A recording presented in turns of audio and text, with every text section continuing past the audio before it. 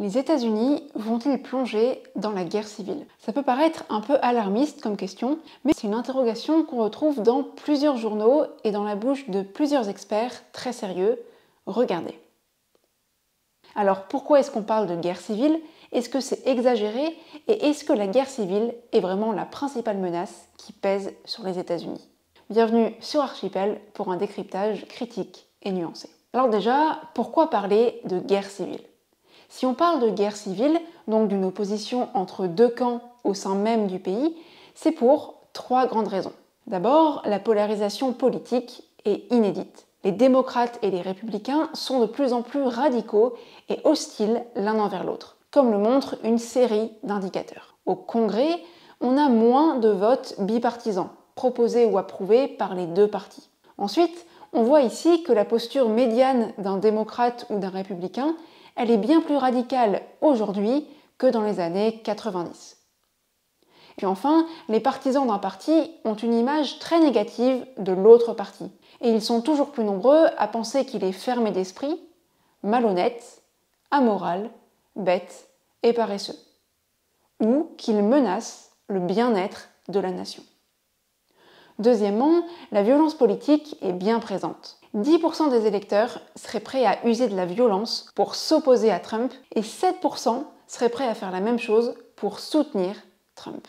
Et ça peut faire peur quand on connaît le poids des milices armées et du complotisme aux États-Unis et quand on se rappelle des événements récents comme l'assaut du Capitole par les partisans de Trump qui étaient convaincus que la victoire de Joe Biden était truquée. Et troisièmement, l'opposition entre deux camps, elle est aussi géographique. Car pour schématiser, on a d'un côté les villes côtières, avec une population diplômée qui vote démocrate, et de l'autre, les espaces ruraux ou les petites villes de l'intérieur, où les gens ont rarement dépassé le lycée et votent surtout républicain. Et selon Guillaume Debré, certains sont même prêts à déménager dans un endroit où les gens ont la même opinion politique que la leur. Résultat de cette ségrégation partisane, le pays devient une succession d'enclaves démocrates ou républicaines. Bref, démocrates et républicains ne vivent pas au même endroit et sont hostiles l'un envers l'autre, le tout dans un pays où la violence politique est bien présente. Alors, c'est intéressant de comprendre comment on en est arrivé là. Alors, pour Mathieu Gallard, la polarisation date des années 60.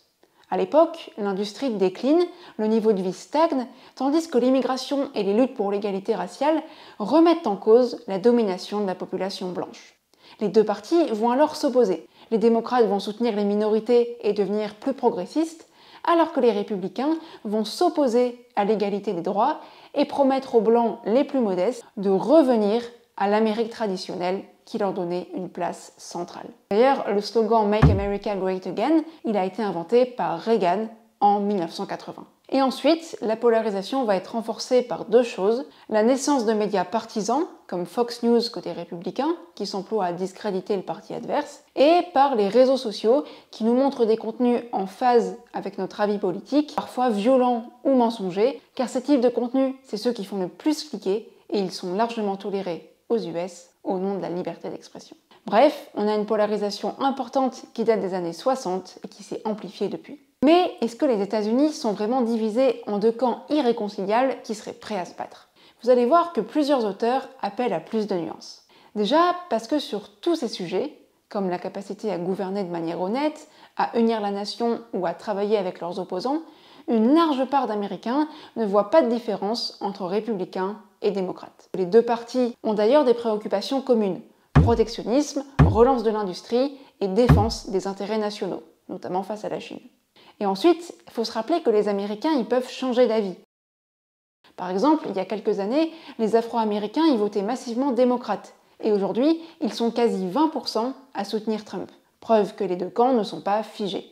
Et enfin, cette polarisation, elle peut être aussi amplifiée artificiellement par les candidats qui insistent sur des sujets un peu clivants pour convaincre leur base électorale d'aller voter, et par le système du winner takes all, selon lequel un candidat va remporter tous les grands électeurs d'un État dès qu'il obtient plus de 50% des voix. Donc en gros, quand on voit cette carte, un État peut apparaître en rouge, même si le candidat républicain n'a obtenu que 51% des voix. D'où l'intérêt de cartes comme celle-ci, où le gradient de couleur montre bien qu'aucun État n'est totalement démocrate ou républicain. Bref, Oui, il y a une polarisation politique, mais l'idée de deux camps irréconciliables est à nuancer. En revanche, c'est vrai que l'unité et la démocratie américaine sont menacées, et on va voir pourquoi. Premièrement, certains États, qui ont une large autonomie et leurs propres lois, notamment sur l'IVG, comme on le voit ici, pourraient se rebeller. Guillaume Debré parle d'une tentative de sécession du Texas ou de la riche Californie. On parle de Texit ou de Calexit. Et puis, on a d'autres États qui contestent déjà les décisions du gouvernement. Le cas du Texas est super parlant. Alors que c'est normalement au gouvernement central de gérer les questions d'immigration, le gouverneur du Texas a construit des barrières à la frontière mexicaine et il a envoyé l'armée du Texas à la frontière pour arrêter les migrants et pour chasser les agents gouvernementaux de l'US Border Patrol. Le Texas s'est justifié en citant la Constitution, qui permet aux États de se défendre en cas de force majeure, et il a été soutenu par 25 gouverneurs républicains et par 10 États qui ont envoyé leurs propres armées renforcer celles du Texas. Deuxièmement, on a plusieurs éléments qui fragilisent la démocratie américaine, notamment le système électoral, qui fait que Trump a été élu sans majorité, avec 46% des voix contre 48% pour Hillary Clinton, soit près de 3 millions de voix en moins. Ensuite, on a le fait qu'un président puisse nommer à vie les membres de la Cour suprême, qui perd du coup sa neutralité politique. Par exemple, ce sont les juges ultra-conservateurs nommés par Trump qui ont abrogé l'arrêt Roe v. Wade qui autorisait l'avortement. On a aussi la question du poids de l'argent dans la campagne. Il est encadré par des lois, ok, sauf qu'elles sont peu respectées et qu'elles ne portent pas sur les dépenses de communication.